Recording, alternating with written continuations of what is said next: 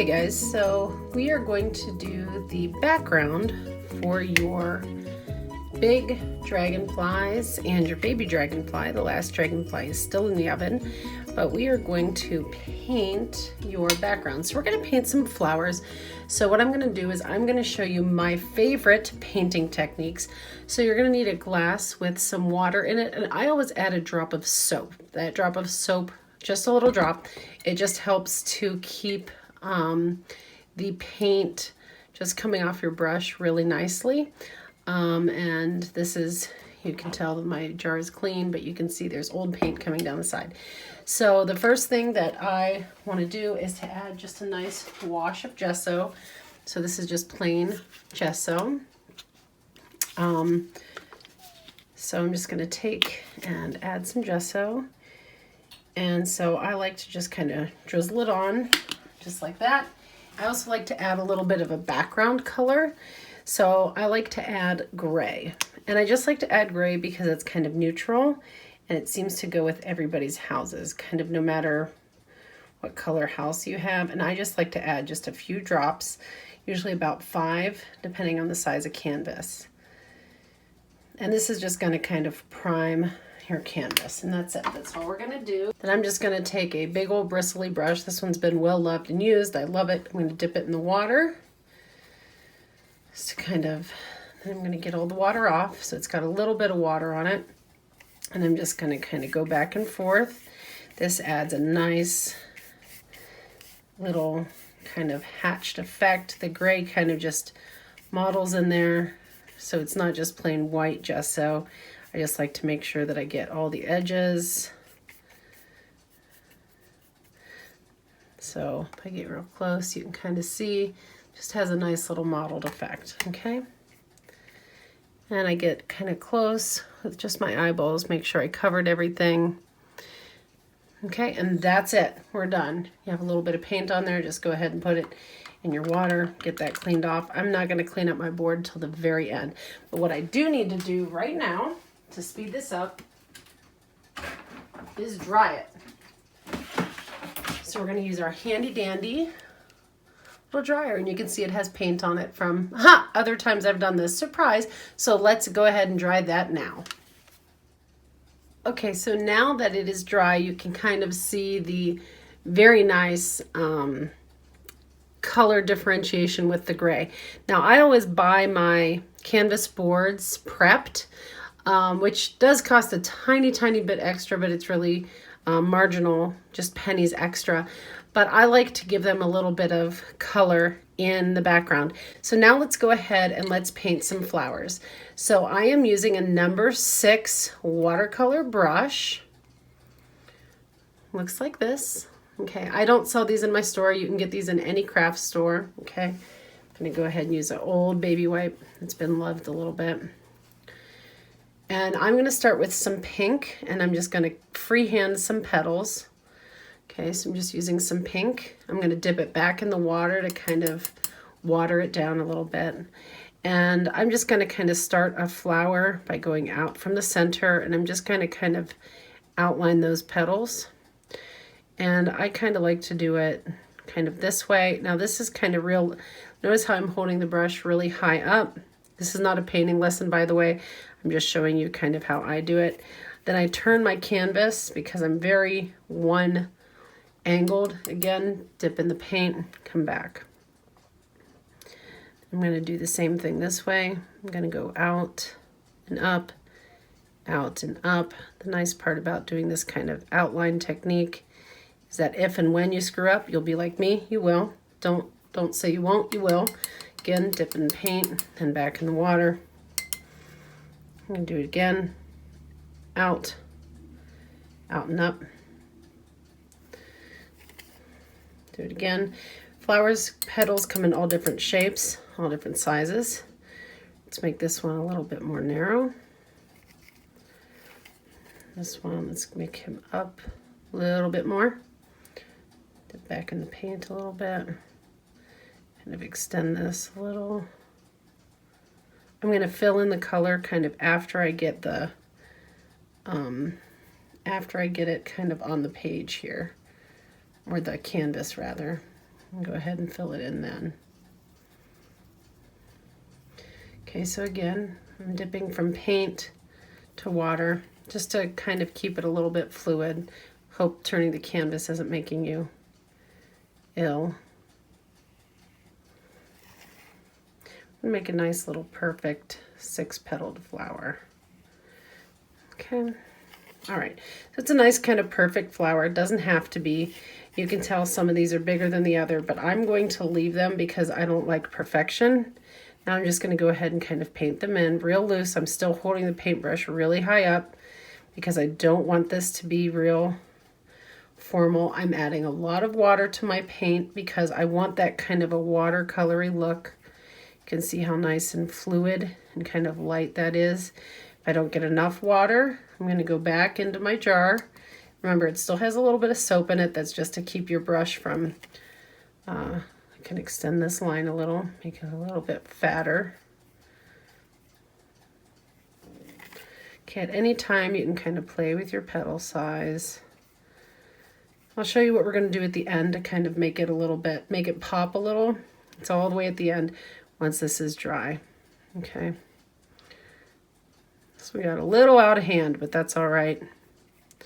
No big deal. Just going to go with it. Again, this is really, really loose, so we're good. Just going to keep going. Kind of pretend we love every single aspect of it, because in the end, we'll see what we're going to do to make it better. To make that kind of pop, and you'll love the end result, I promise you.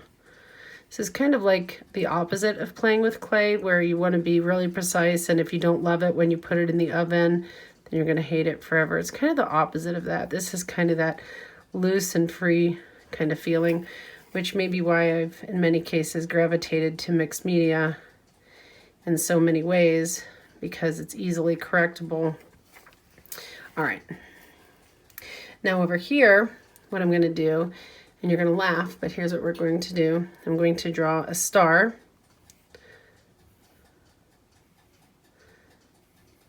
And the reason we're drawing a star is because it's going to give us the basis for a petal, but with pointed tips.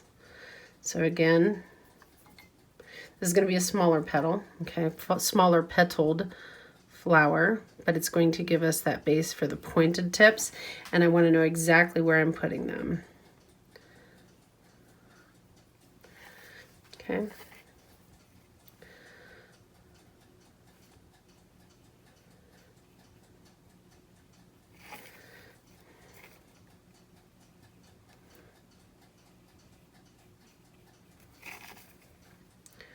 Make this one a little bit bigger.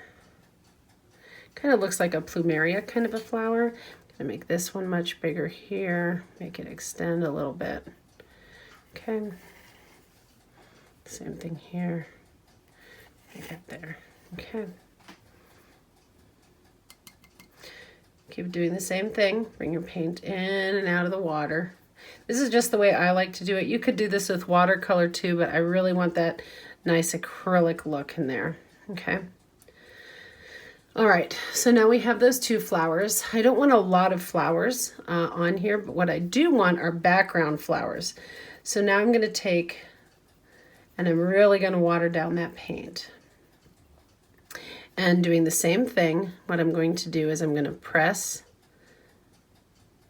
and kind of make like dots using my paintbrush in a circle 5 times. 1, 2, 3, 4, and 5. I'm just going to kind of repeat it, and what it's going to give me is like this flower that looks like a flower, but it's going to kind of look fluffy. And when your brush stops when your brush stops feathering, it's time to turn it. Then I'm going to take, this is again a dry paper towel or other baby wipe, press it on top and release. See, it kind of looks like a background flower. Okay, do that again. This is really, really wet, watery paint, okay? Watery acrylic. You have to try find a dry place of the paper towel to do this again. Do the same thing. 1, 2, 3, 4 and 5 and 1 and 2 and 3 and 4 and 5 and sing a song and 2 and 3 and 4 and 5 and make it nice and feathery, make it nice and fluffy. You could do this with a cotton swab too, but I like the effect with a brush better. Let it sit a minute, put it on, give it a press, count to 3 or so and lift. That one was much more watery. See how it looks like it's really in the background? If you don't like that look, just fix it by adding a little more acrylic to your watery base. Let's do it again. 1 and 2 and 3 and 4 and 5. 1 and 2 and 3 and 4 and 5. Take a little more acrylic. It's pretty watery still. 1 and 2 and 3 and 4 and 5. 1 and 2 and 3 and 4 and 5. Okay, find another kind of dry spot here. Press and lift. Okay, so now we have these kind of two. They're going to end up looking like they're kind of in the background, okay? And we're going to do that because we're going to make a whole bunch of them, kind of like a field. And this one's going to be a smaller version. Okay, just going to kind of keep doing a bunch of them here.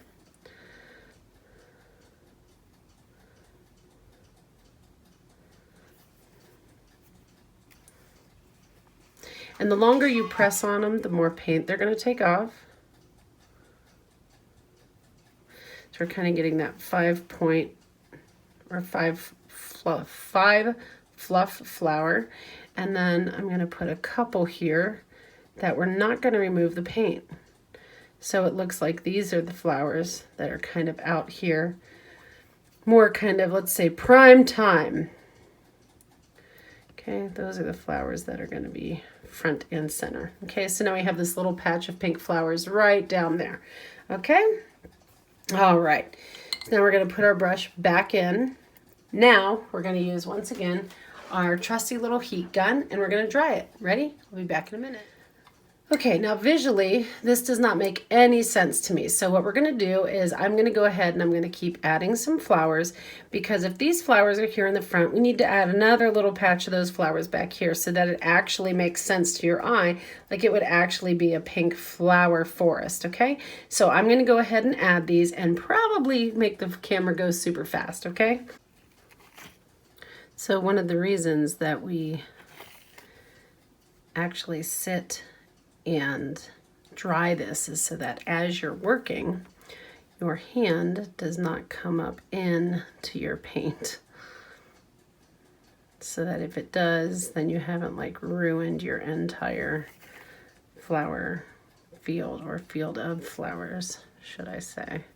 And so these are just basic flowers. You can make any kind or any shape of flower that you want, and you can use any shape of brush that you have. You can even use some of the brushes that you've bought from me in the shop. That's just fine. I just don't like to mix my brushes from acrylic to polymer.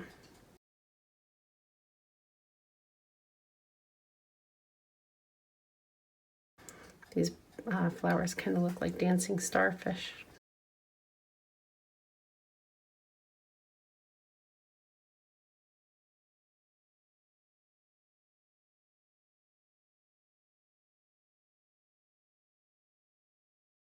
So we have this big one, we have some of these others. Let's add just a few more of these kind of flower fields. Let's add them way up here at the top. So it kind of looks like they're way off in the distance. And no, they're not pink clouds.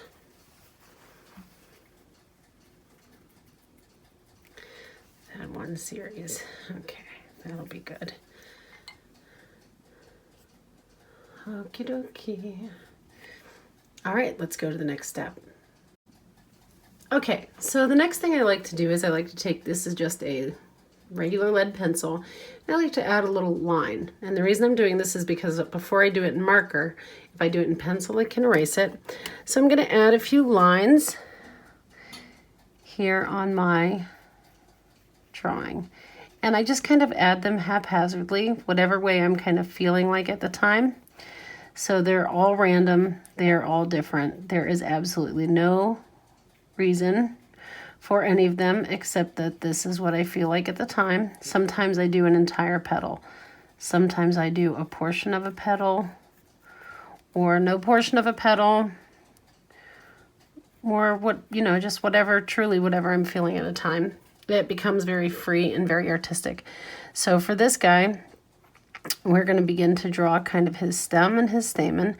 So I always kind of draw the outline of how I think it might go or look, because I want to add it before I add the actual paint, as well as, you know, the kind of the leaf shape, so I kind of know where I'm going. All these flowers here would kind of be hiding it. And this big giant one is like a forefront, like if you're taking a picture with the camera, right? But these here are all going to be the same way. They're just going to be tiny little, very subtle lines. So on these guys, so I don't ruin the whole piece, there's going to be very, very, very few lines, like maybe 3. Because again, this is kind of like one of those really, really loose kind of artistic things, because what the main focus of this whole piece is going to be is your dragonfly, right? And down here, I'll also put like some grass, right? So, I mean, you can, if you're really, really talented with flowers, which I'm not, you could make poppies. You could make anything you wanted. I'm not that talented. I like to do like really freeform art. Okay, one of my favorite pencils is this Stabilo Black Aquarelle pencil.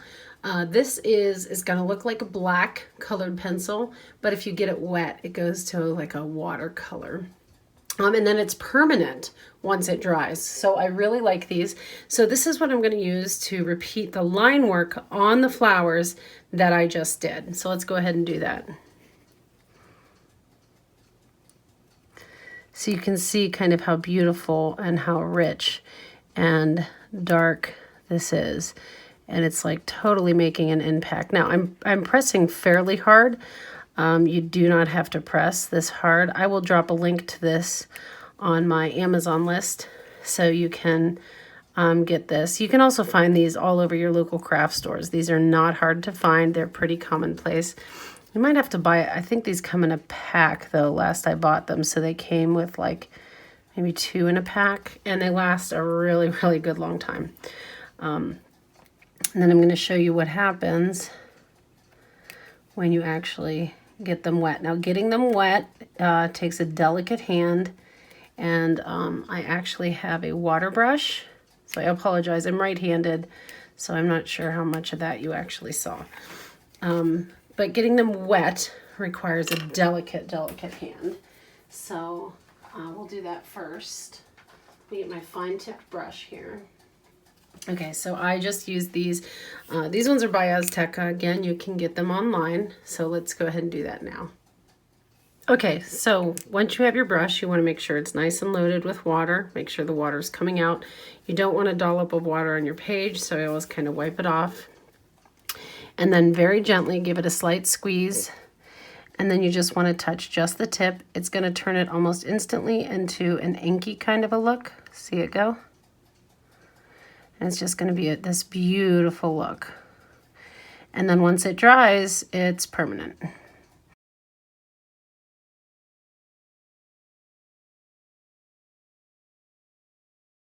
Now, I have not squeezed this pen again, but I can sense there's too much water coming out, so I'm going to wipe off the tip, give it a very, very gentle squeeze, wipe it on the back of my hand to get the excess water off, and then do it again. If you get too much water out, you'll end up with a blob of black ink that you absolutely cannot fix.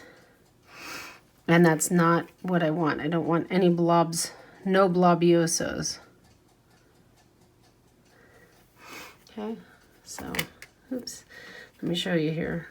So, see what it's doing, this inky black line. Keep going.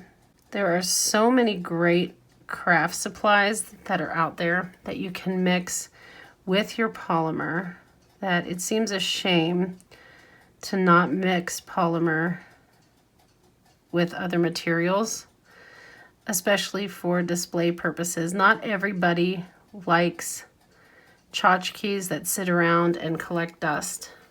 So many people like to decorate their home, and I'm one of them. I love to put things on my walls. And when I go places, I love to look at artists to take a piece of their art home to put on my walls. Okay? All right, so now let's continue on with painting some stems. Okay, now we're gonna take some green paint, and you can pick any color green you want. I'm using bright spring colors. Part of the reason is because my dragonflies are so dark colored that I want them to stick out amidst the brightness, okay? All right. And when they're done, they'll match much better too when the whole thing is said and done. All right, so I'm going to use some green, and I'm just mixing it here on my palette with some water like before. And we're just going to go ahead and we're going to paint some stems on here. I'm kind of using those same guidelines that I used before, and just adding a little leaf and a stem. And we're going to do the same thing here, just kind of add a little leaf or a little stem here, and a leaf.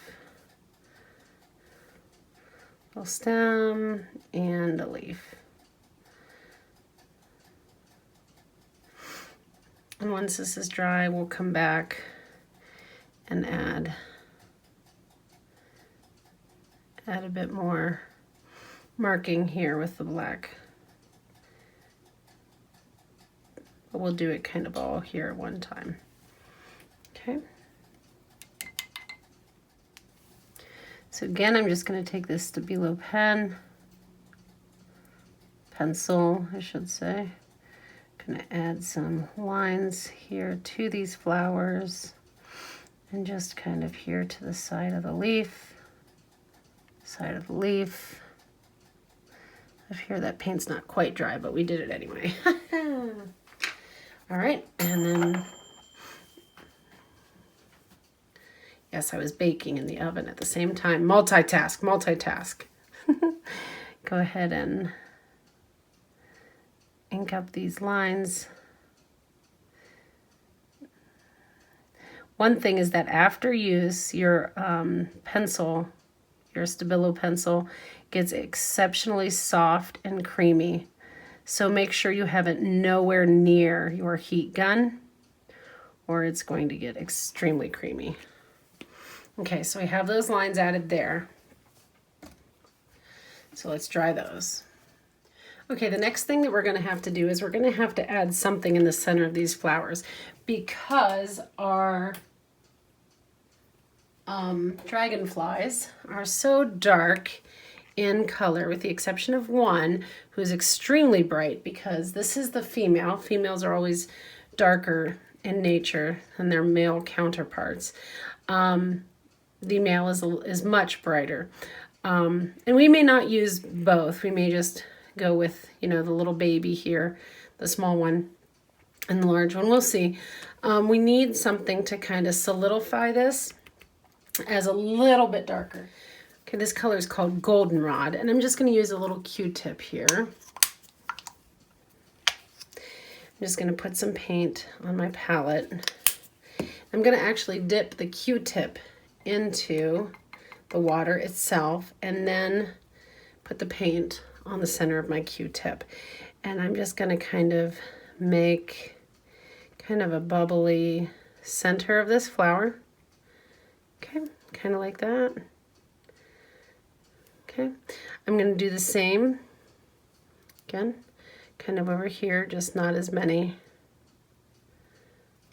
Okay, now I'm also going to do the same here, but I'm going to kind of use that same effect, except I'm going to super saturate that Q-tip with water, because again, we're going to lift off this paint like we did before. So in the center where those flowers were, we're going to do the same kind of a thing, because we kind of want them all to kind of match. Let that one sit a while longer, then remove.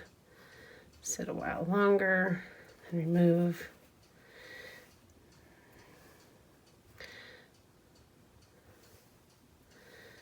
Just so it kind of has this like harmonious kind of a look. And then back here, I'm just going to kind of dot just a few little times, then take it all off. There you go.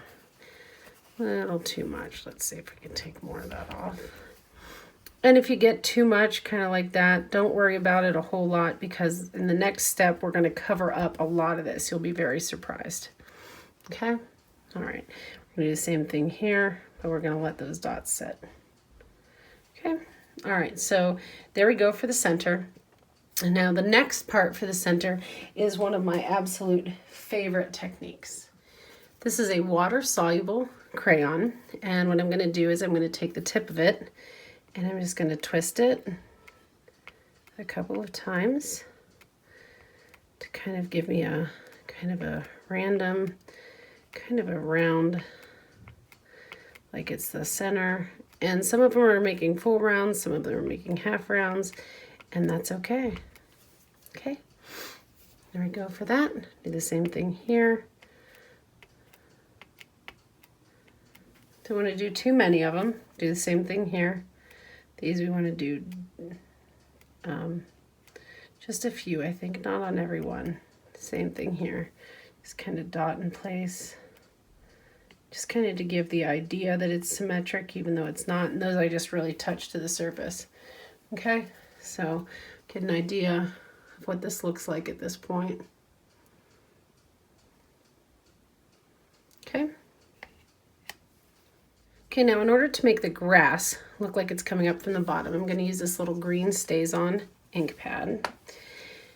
And I'm going to take it from the bottom, and I'm going to kind of pull it this way. And as I pull it, I'm going to try to stay away from that big flower, but it kind of gives the impression, I'm going to kind of pull it up from random places here. It's going to give kind of this impression that there's grass here. And if you kind of center and focus on that edge, you get kind of this blade of grass effect, right? Quick, easy, rustic, right? Okay. And that's it. That's all you had to do for the grass. If you want grass on the edge, then you just kind of take your ink pad here down over the edge as well. Kind of finish off that bottom edge too. There you go. Now you have grass all over the bottom edge as well. Okay, now we're going to use this brown, which I absolutely love the brown very, very much. Brown is like a staple ink pad to me. And then I have my trusty ink pads. We're going to kind of gum this up. You know from your tutorial that brown was one of the main colors that we shifted this dragonfly with. So we're going to use this brown, and I'm going to take some of these stamps. Some of my favorites are this little one, and I don't use stamps the way they're supposed to. I always roll them around my finger. I'm going to ink it up real well. I'm just going to kind of start to real randomly stamp it, even on all that artwork that we just spent so much time doing. And I know you think, oh my God, she's ruining it. I trust me, I'm not. I'm going to use part of this music stamp here. Put some music here on the edge. Put some music here on the top. Okay. Another one that I like, let's use a little bit of blue too. I have a blue that I like, since our dragonflies are also blue. Is this, it's kind of like bubbles. You can tell I use it a lot as well. I'm going to take it and I'm just going to kind of randomly splotch it kind of all over the place. And what this is doing is it's breaking up and yet harmonizing your design all at the same time. This is what's kind of giving it a little bit of that visual interest. Trust me, it'll look really cool at the end. I know you're questioning me right now. Okay, the other thing that I have that I dearly love are some of these little itty bitty, this one's an arrow. So I'm going to take this guy, I'm going to put him in the brown. Just kind of gonna, oops, didn't ink him up enough, I guess. Put him here, here. And it's okay if you don't get full impressions. And then I have one of my other all-time favorites, looks like stitches. Here we go. My stitches. And I almost always, if you look at any of my previous work, I almost always put stitches multiple places so that it looks like the piece was like stitched together or hand sewn together, however you want to say that. I just think it's a really, really cool effect when you do that. I'm also going to use this. It's 1, 2, 3 numbers. Use it in brown. I'm going to put it kind of right here in this void. Yeah, look at that. And I like to give kind of like shadow prints elsewhere so that it's not a singular thing. Okay, there's the blue, there's the brown. Okay, now I know you think, oh my gosh, that 1, 2, 3 is terrible. What did she do? I know that's what you're all thinking. It's fine, go ahead, you can think that. Okay, then I'm going to take a color that matches these guys. Okay, and I'm going to use this blue. Not only am I going to sign it now, so I'm going to sign it down here in the bottom.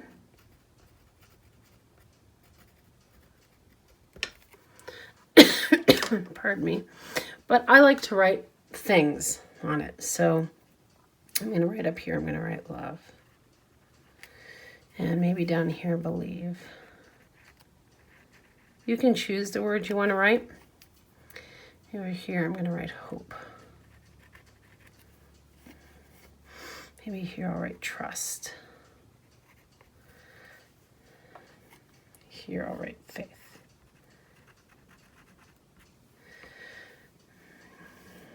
Here I'll write peace. Okay, so you can write words on your piece. I almost always include words on mine too. Okay, so that's kind of something that goes along with all of my work. And see how it went from kind of being boring to kind of being now personal. Okay, and we're not done yet, so don't think we're done yet. There's still a long way to go on her because she still has to match her background. So remember what we used at the beginning, the gesso and the gray. We're going to bring it back. And I know that you're thinking this is crazy. Why would we cover up what we just did? But we're not covering it up. So on my work surface, my painter's palette rather, I'm going to mix a little bit of gray and white gesso. Now I'm not mixing it. So let me show you my painter's palette here that I got going on. This is my painter's palette. It's just a ceramic tray. The acrylic peels off eventually. So what I'm doing is I have a brush here that's been soaking in the water this whole time, and I'm just going to take this brush, it's nice and wet with water, and I'm going to lightly kind of mix these two. I'm going to add a whole bunch of water. Okay, so now I have this light mix, kind of looks a little gray. Over here I'm going to add some water and some white gesso. Down here some water and just the gray. More gray. There we go. Nice and gray. And now I'm going to take and I'm going to add these onto my palette, onto my paint picture rather, kind of randomly. Kind of to push some of this kind of back. Gesso kind of dries a little bit chalky. I kind of tend to go the direction of my hand this way. Okay. So give a nice, you want to use all the colors. So I started with gray, now I'm on to white. Okay.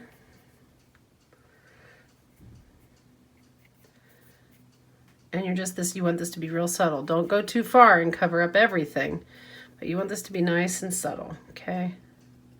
Nice and subtle. Use a lot of water so that it's kind of chalky and milky. Okay. Okay, that's pretty good. Then I take this old piece of shelf liner into what I just did and I bounce it. This is going to take that, it's going to kind of break it up, push it around, let things pop through, break up that natural hand, push things, pull things. My words, look, some of them got smeared, which is really cool, I think. Really cool, moves stuff around, and now it becomes, in my opinion, much more handmade, much more a piece of art. And that's why I said when you make your flowers, it doesn't really matter that they're not perfect. Okay, now do you see? Okay. All right, now let's dry it and we'll be back. Okay guys, so here it is, all finished, all put together. So I hope you guys like it, and I hope you guys enjoy and try to make one of your own. Okay, bye.